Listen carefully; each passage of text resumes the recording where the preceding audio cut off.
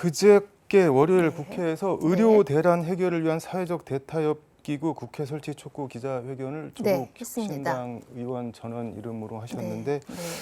지금 뭐 의료 대란으로 규정을 하고 계시는데 의료 대란 상태인 게 맞는 건가요 지금?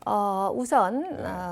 이 통계에 정확하게 잘 잡히지는 않습니다만 분명한 것은 지금 이제 응급실부터 네. 국민들이 많이 문제라고 느끼고 있습니다. 이제 국민들이 체감하는 거는 네.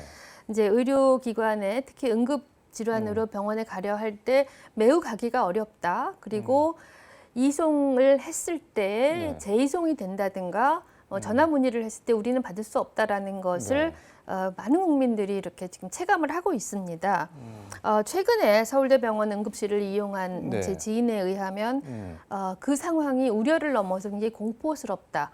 과거의 이용 사례와 비교했을 때 굉장히 우려스럽다, 공포를 느낀다. 그다음에 특히 지방에서 큰 네. 병을 앓고 병원에 가야 하는 환자들이 적시에 어떤 병원을 가야 하는지를 전혀 모르고 있다. 그렇게 얘기를 하고 있습니다. 이런 것들은 국가가 내는 통계에 잘 잡힐 수가 없습니다. 지금 이제 통계에 잡히려면은 응급실 일단 도착을 해서 네. 그분들이 치료를 받아야 통계를 잡히는데 그런데 그것들은 통계에 잡히지가 않고요. 아예 그냥 통계 바깥에 통계 있다는. 바깥에 있는 거죠. 네, 통계 바깥에 있는 게 지금 이제 통계에 잡히고 시작하는 거는 구급차를 이용을 했을 때 병원에 오게 되면 이 병원에 이제 응급실에 오는 환자들이 얼마만큼 서비스를 이용했느냐가 잡히는 건데 네. 통계 이 외의 일입니다. 아예 못 그리고 들어가니까. 그다음에 그건 실제 하는 문제이고 네.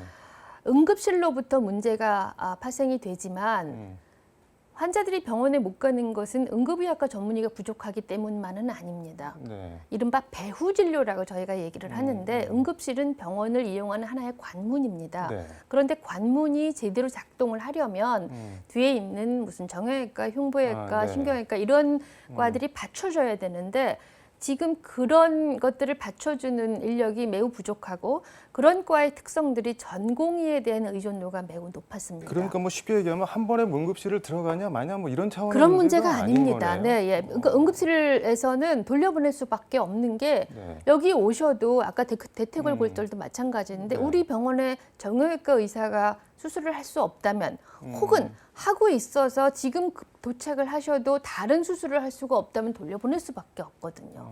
근데 그런 문제가 굉장히 심각하게 남아 있고 전부 빨간불입니다. 근데 안철수 의원이 대통령이 네. 뭔가 잘못된 보고를 받는 것 같다 뭐 그런 얘기를 했는데 네.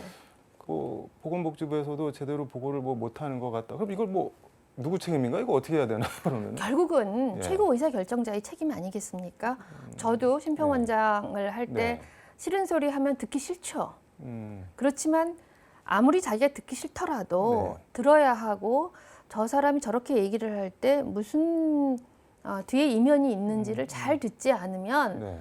그거는 의사 결정자가 최고 경영자가 네. 제대로 들으려는 마음을 갖지 않으면 아무도 이야기를 안 합니다. 그건 결국 대통령의 책임이 아니겠습니까?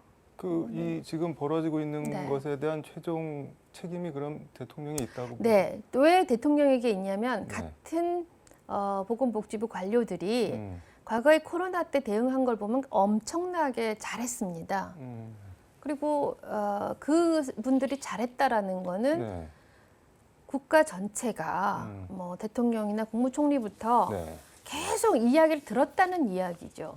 그 리더십은 그 각급의 리더십을 보장하기 위해서 최고 의사 결정자부터 이거를 단계적으로 보장을 했다라는 얘기죠. 최고 의사 결정자에겐 매우 아픈 일일 겁니다. 네. 근데 그걸 거부하면 그 다음 순간은 보고 제대로 안 하죠. 이른바 심기경호는 당연한 거 아니겠습니까? 지금 의료 여기서도 심기경호가 저는 그렇다고 생각합니다. 네. 지금 뭐 제가